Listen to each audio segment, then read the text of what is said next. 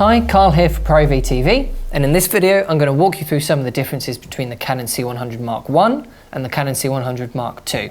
So the video is going to be in two halves. First half is going to be like a list. I'm going to list through some of the big differences that I've noticed and talk about some of them. And in the second half I'm going to show you some real world footage, some side-by-side comparisons, so that you can make your own mind up whether you think there's any difference image quality wise between the two cameras. So first up on the list is a big one. That's what I think is the big improvement for the Mark II, and that's monitoring. So on the Mark I, we've got a flip out screen at the back and we've got a viewfinder. The flip out screen at the back was great. You could get low angle shots with it and stuff like that, but you couldn't flip it around to see it from this angle, and you couldn't have it flush there. It was always sticking out at the side. It was okay, but it was a bit restricting. On the Mark II, they fixed that. It's a much nicer flip out screen. You can go into selfie mode, you can see it from the side, it can go flush. It's just much more flexible than the Mark I version was. Plus, it's a better quality display. It's got more pixels, it's an OLED display, it's just much sharper, nicer and crisper. Then there's the viewfinder.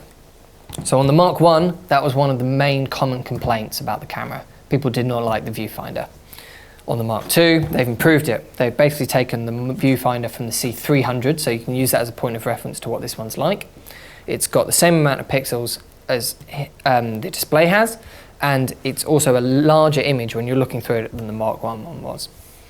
So it's much better to use out and about in the field for when it's sunny outside, you can't see the back of the screen. It's nice to have an inbuilt solution rather than putting a loop or a third-party accessory on the back on the screen. It's much more convenient to have an option built in. So the other big difference is that we finally got some 60p and 50p slow motion. This one could only do 25p to 30p real-time footage. This one can do slow motion. It doesn't turn it into slow motion in camera, it gives you a 50p or a 60p file, which then in your editing suite, you can change that to be 25p or 30p and get some dreamy half-speed slow motion.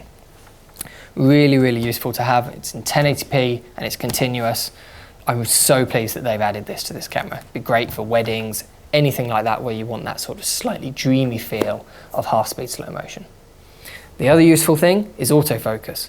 So on the Mark I, when it shipped, you only had a push to autofocus button there. Then they announced that they were doing paid upgrades to give you autofocus built into the camera, continuous autofocus, which a lot of people went for.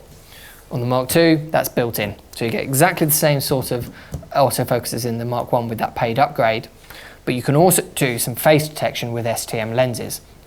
This works similar to how the C300 Mark II does, but not quite as advanced as that and not quite as effective as that, but it is still very, very useful to have.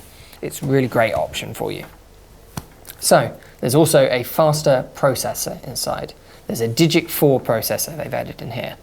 Now the real world implications of that are you're going to see less jaggedy lines in your footage, less aliasing, less moire, things like that. And you're also going to get better low light. It's going to suppress the noise better. It's going to be more efficient at doing that. It's not significantly better than this one. It's just a slightly cleaner image. I'll show you some low light test footage, side-by-side comparisons later on so that you can see for yourself if there's much of a difference. There's also a difference in codecs. This one is AVC HD only. This one has exactly the same AVC HD as the Mark I does, but it also adds MP4, which is slightly less quality than the AVC HD, but it's slightly more convenient files for if you have a really quick turnaround or you want to upload it straight online, things like that. It's nice to have some options. Talking of options, they've given you a built-in microphone. So on the Mark I, when you took off the top handle, say if you were using it on a gimbal or something like that, you would lose all audio other than a little 3.5mm port there for adding a tiny external microphone, something like a Rode video mic or something like that. So on the Mark II, they've added a really small built-in microphone there just to get on-camera, in-body, scratch reference audio, which is great because these are really good cameras to use on gimbals because they're small, they're light, they've got great image quality, and they've got autofocus, which is really useful. So it's great and convenient that they've given you a built-in solution for reference sound there, rather than attaching another microphone on top. Then there's View Assist, that's the next thing on the list. So when you're shooting log in both cameras, they've got an option called View Assist, which applies the lookup table to your footage and means that you're not staring at that flat log footage. You've got a slightly contrasted, nicer looking image to expose from and to show your clients. They've taken the lookup table that they used in the Mark 1 and they've improved it. So it looks a lot better when you're working with it. Of course, it doesn't affect the finished video at all, but it just feels a lot nicer when you're shooting with it, and you can get excited a lot more about your footage because it looks better in the monitor. Apart from that, it's just tiny little design tweaks that you notice straight away when you pick up one of these bodies.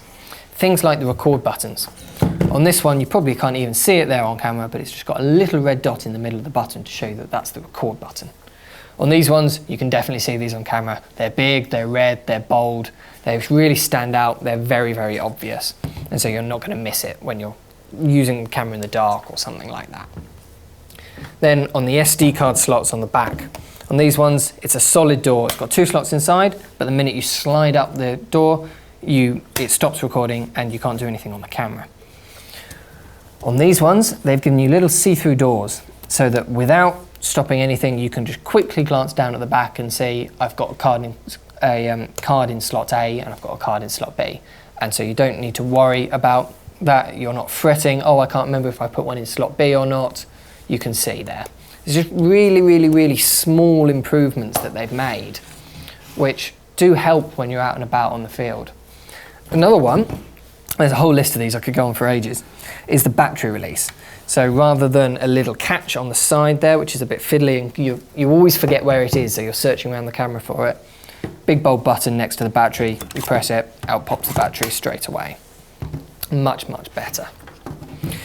So that's about it for my list. I'm not going to go on too much more about things like that. So I'm going to show you some real world footage now, some side-by-side comparisons, see if you can spot any differences between the cameras and make your own mind up. Enjoy.